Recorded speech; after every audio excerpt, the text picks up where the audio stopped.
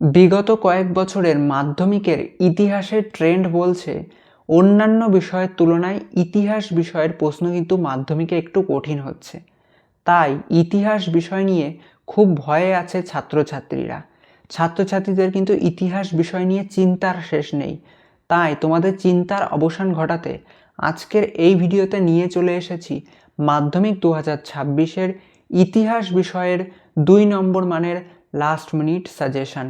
তোমাদের হাতে রয়েছে আর মাত্র 30টা দিন।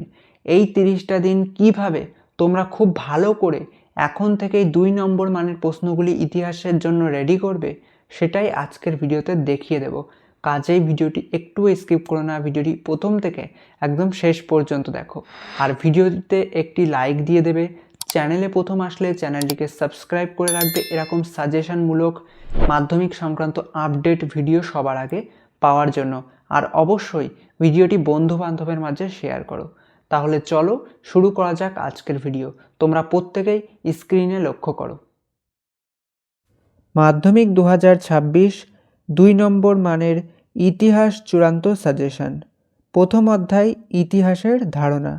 এখান থেকে প্রথম 2 নম্বর মানের প্রশ্ন, আধুনিক ইতিহাস চর্চার উপাদান হিসেবে ফটোগ্রাফির গুরুত্ব লেখো।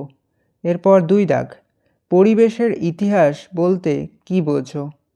তারপর 3 দাগ, সংবাদপত্র ও সাময়িক পত্রের মধ্যে প্রধান পার্থক্য কী। পরের প্রশ্ন, আত্মজীবনী ও স্মৃতি কথা কী। খুব গুরুত্বপূর্ণ প্রশ্ন, ভালো করে দেখবে। এরপর 5 দাগ, 5 দাগের প্রশ্নে বলা হয়েছে নতুন সামাজিক ইতিহাস বলতে কী বোঝো। এরপর 6 দাগের প্রশ্ন, পরিবেশের ইতিহাসের গুরুত্ব আলোচনা করো। খুব গুরুত্বপূর্ণ প্রশ্ন, স্থানীয় ইতিহাস বলতে কী বোঝো। এরপর নারী ইতিহাস বলতে কী বোঝো। পরিবেশের ইতিহাসের গুরুত্ব কী, 9 নম্বর প্রশ্ন। এরপর চলে আসছি পরবর্তী অধ্যায়, দ্বিতীয় অধ্যায়ের নাম সংস্কার, বৈশিষ্ট্য ও পর্যালোচনা। এখান থেকে প্রথম যে প্রশ্নটি খুব ভালো করে দেখবে, মেখলে মিনিট কি। স্টার দেওয়া প্রশ্ন, মোস্ট ইম্পর্টেন্ট প্রশ্ন, মেখলে মিনিট কি, খুব ভালো করে দেখবে। তারপর দ্বিতীয় প্রশ্ন, কাদম্বিনী বসু গাঙ্গুলি কেন স্মরণীয়। 3 দাগ, মধুসূদন গুপ্ত ইতিহাসে কে ছিলেন। এরপর 4 দাগ, বলা হয়েছে 3 আইন বলতে কী বোঝো। চলে আসবো পরের প্রশ্ন 5 দাগে, নববিধান কি। 6 দাগ, উডের ডেচপ্যাচকে ভারতীয় শিক্ষার ম্যাগনা কাটা বলা হয় কেন। এই প্রশ্নটা কিন্তু খুব গুরুত্বপূর্ণ প্রশ্ন, খুব ভালো করে দেখবে 6 দাগটা। এরপর 7 দাগ, ভারতবর্ষীয় ব্রাহ্ম সমাজ কেন বিভক্ত হয়েছিল। প্রত্যেকটা প্রশ্ন খাতায় এখনই লিখে নাও এবং খুব ভালো করে প্র্যাকটিস করতে শুরু করে দাও। 8 দাগ, বামাবোধিনী পত্রিকার গুরুত্ব কী ছিল। 9 দাগ, ডেভিড হেয়ার কেন স্মরণীয়। এই যে ডেভিড হেয়ার কেন স্মরণীয়, এই প্রশ্নটাও কিন্তু খুব গুরুত্বপূর্ণ, কাজেই খুব ভালো করে রেডি করবে। কোনো শর্ট প্রশ্ন কিন্তু বাদ দেবে না। একটা মাস হাতে সময় আছে, খুব ভালো করে এই প্রশ্নগুলোকে আয়ত্ত করো, দেখবে খুব ভালো রেজাল্ট করতে পারবে। এরপর 10 দাগের প্রশ্নে যাওয়ার আগে আমরা তোমাদের জন্য বলে রাখি, তোমরা যারা সাজেশনের পিডিএফ কপিটা ফ্রিতে পেতে চাইছো বা পরীক্ষার সব আপডেট সবার আগে পেতে চাইছো, তারা এখনই আমাদের হোয়াটসঅ্যাপ চ্যানেলে যুক্ত হয়ে যাও। আমাদের হোয়াটসঅ্যাপ চ্যানেলের লিঙ্ক আমরা ডেসক্রিপশন বক্সে এবং পিন কমেন্টে দিয়ে রাখছি। তোমরা পিন কমেন্ট থেকে বা ডেসক্রিপশন বক্স থেকে সেই লিঙ্কে ক্লিক করে এখনই আমাদের অফিসিয়াল হোয়াটসঅ্যাপ চ্যানেলে যুক্ত হয়ে যাও। তো এরপর দেখে নেব 10 দাগের প্রশ্ন, নীলদর্পণ নাটকটি গুরুত্বপূর্ণ কেন। এরপর 11 দাগ, বাংলা নবজাগরণ বলতে কী বোঝায়। পরের 3য় অধ্যায়ে চলে আসছি। 3য় অধ্যায়ের নাম প্রতিরোধ ও বিদ্রোহ, বৈশিষ্ট্য ও বিশ্লেষণ। এখান থেকে প্রথমেই যে প্রশ্নটি পড়বে, দামিন ই কোহা কথাটির অর্থ কী। 2 দাগ, এলাকা চাষ ও বে এলাকা চাষের পার্থক্য লেখো। তারপর বিদ্রোহ ও প্রতিরোধের মধ্যে পার্থক্য লেখো। 4 দাগ, খুঁতকাঠি প্রথা বলতে কি বোঝো? তোমাদের প্রত্যেকটি অধ্যায় থেকে যে প্রশ্নগুলি তুলে ধরা হয়েছে সব প্রশ্ন কিন্তু খুব গুরুত্বপূর্ণ, খুব যাচাই বাছাই করে সিলেবাস কাটছাট করে প্রশ্নগুলো তোমাদের সামনে তুলে ধরা। কাজেই একটা প্রশ্নও কিন্তু মিস করবে না, খুব ভালো করে রেডি করো প্রশ্নগুলি।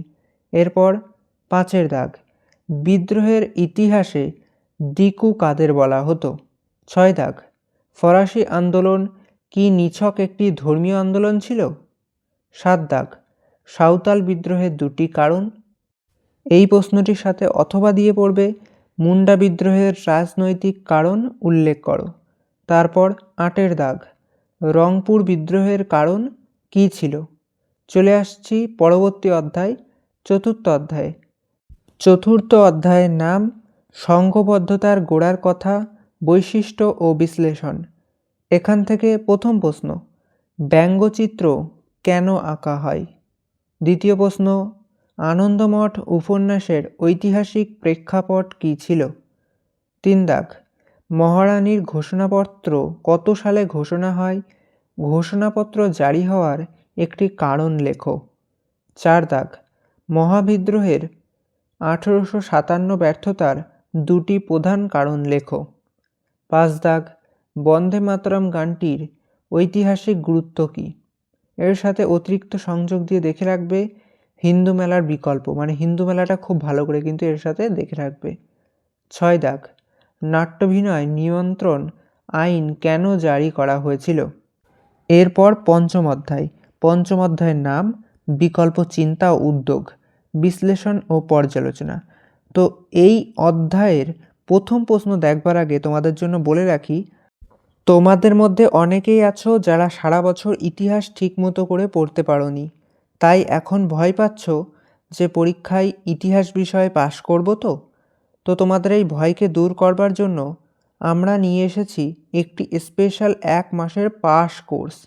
এখানে তোমরা কিভাবে 30 দিন পড়েই ইতিহাসে অনায়াসে পাস করে যাবে বা পাশের থেকে আরও বেশি ভালো নম্বর তুলতে পারবে সেটা তোমাদেরকে শেখানো হবে। এর সাথেও তোমরা কিভাবে 4 নম্বর 8 নম্বরের প্রশ্ন রেডি করে পরীক্ষায় লিখলে 4-এ 4 এবং 8-এ 8 নম্বর পাবে সেটাও শিখে যাবে। পাশাপাশি তোমরা এই কোর্সে পেয়ে যাচ্ছ উত্তর সহ পিডিএফ, পরীক্ষার শেষ রাতের সাজেশান, লাস্ট মিনিট সাজেশান। তাই আর দেরি না করে এখনই ভর্তির জন্য স্ক্রিনে দেওয়া এই হোয়াটসঅ্যাপ নাম্বারে আমাদের সাথে যোগাযোগ করো। সিট সংখ্যা কিন্তু লিমিটেড, তাই এখনই যোগাযোগ করো, একদম দেরি করো না। ইতিমধ্যে কিন্তু অনেকেই ভর্তি হতে শুরু করে দিয়েছে। তাহলে আবার আমরা দেখে নিই 5 নম্বর অধ্যায়ের প্রথম প্রশ্ন, কাকে কেন বাংলার গুটেনবার্গ বলা হয়? 2 দাগ, ক্যালকাটা স্কুল বুক সোসাইটি প্রতিষ্ঠার উদ্দেশ্য কী ছিল? এরপর 3 দাগ, 3 দাগের প্রশ্নে বলা হয়েছে বাংলা ছাপাখানার ইতিহাসে পঞ্চানন কর্মকারের অবদান কী ছিল? এরপর 4-এর দাগের প্রশ্ন, ডক্টর মহেন্দ্রলাল সরকার কেন স্মরণীয়? তারপর 5 দাগ, 5 দাগে বলা হয়েছে বটতলা সাহিত্য বলতে কী বোঝো? 6 দাগ, জাতীয় শিক্ষা প্রসারে তারকনাথ পালিতের ভূমিকা কী ছিল? এরপর 7 দাগের প্রশ্ন, 7 দাগ, বাংলা মুদ্রণ শিল্পের জনক কাকে বলা হয় এবং কেন? 8 দাগ, রামরাম বসু কে ছিলেন? এরপর দেখে নেব ষষ্ঠ অধ্যায়। ষষ্ঠ অধ্যায়ের নাম বিংশ শতকের ভারতে কৃষক, শ্রমিক ও বামপন্থী আন্দোলন। এখান থেকে প্রথম প্রশ্ন, বাবা রামচন্দ্র কে ছিলেন? তারপর 2 দাগ, চৌরি চৌরার ঘটনার গুরুত্ব কী? 3 দাগ, তেভাগা আন্দোলনের প্রধান দাবিগুলি কী ছিল? মাদারি পাশি ও এক্কা আন্দোলন কেন বিখ্যাত? 5 দাগ, ওয়ার্কস অ্যান্ড পেজেন্টস পার্টি কেন প্রতিষ্ঠিত হয়েছিল? তারপর 7 নম্বর অধ্যায়, বিংশ শতকে ভারতের নারী, ছাত্র ও প্রান্তিক জনগোষ্ঠী আন্দোলন। এখান থেকে প্রথম প্রশ্ন, মাতঙ্গিনী হাজরা কেন স্মরণীয়? দ্বিতীয় প্রশ্ন, রশিদ আলী দিবস কেন পালন করা হয়েছিল? কার্লাইস সার্কুলার কি? 4 দাগ। পুনা চুক্তি 1932 প্রধান শর্তগুলি কী ছিল? এরপর 5 দাগ। দলিত আন্দোলনে নমঃশূদ্রদের ভূমিকা কী ছিল? তো এই গেল 5টা প্রশ্ন সপ্তম অধ্যায় থেকে। এরপর অষ্টম অধ্যায়ের নাম উত্তর ঔপনিবেশিক ভারত 20 শতকের দ্বিতীয় পর্ব। এখান থেকে প্রথম প্রশ্ন দেখে রাখবে, কাকে কেন ভারতের লৌহ মানব বলা হয়? 2 দাগ। 1947 সালের পর উদ্বাস্তু সমস্যা বলতে কী বোঝায়? 1950 সালে নেহেরু লিয়াকত চুক্তি কেন স্বাক্ষরিত হয়েছিল? 4 দাগ। আজাদ কাশ্মীর কি? এর সাথে অথবা দিয়ে দেখবে অপারেশন পোলো কি? এরপর 5 দাগ। পাত্তি সিরামালু কে ছিলেন? এরপর 6 দাগ অর্থাৎ অন্তিম প্রশ্ন, ভারত ভুক্তির দলিল কি? তোমরা এত সময় ধরে যে প্রশ্নগুলি দেখলে, এই প্রশ্নগুলি খুব ভালো করে এখন থেকেই রেডি করো। যেহেতু তোমাদের হাতে 30 দিন মতো সময় আছে, তোমাদের সময় নিয়ে যাতে প্রশ্নগুলি তোমরা রেডি করতে পারো, সেই জন্যই অনেক আগে থেকেই আমরা তোমাদের জন্য লাস্ট মিনিট সাজেশন প্রস্তুত করে দিয়েছি। তাই তোমরা এখন থেকে সব কটি প্রশ্ন খুব ভালো করে রেডি করে ফেলবে। যেহেতু অন্যান্য বিষয়ের তুলনায় ইতিহাস বিষয়ের প্রশ্ন একটু জটিল হয়, সেই কারণে ইতিহাস বিষয়ের উপরে জোর দিয়ে খুব ভালো করে প্রশ্নগুলো রেডি করো।